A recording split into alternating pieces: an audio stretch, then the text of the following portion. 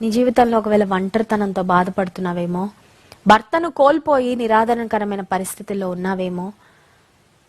నన్ను బాధ్యతగా చూసుకునే వాళ్ళు ఎవరు లేరండి, భర్త ఉన్నాడని పేరే తప్ప ఇర్రెస్పాన్సిబుల్ హస్బెండ్. నన్ను ఇబ్బంది పెట్టే భర్తే తప్ప నాకే విధమైన ఆదరణ లేదండి నా భర్త ద్వారా నువ్వు అనుకుంటున్నావా? నీ ఒంటరితనంలో, నీ వేదనలో, నీ నిట్టూర్పులో దేవుడు అంటున్నాడు, నీవు నా దానవు, యు ఆర్ మైన్.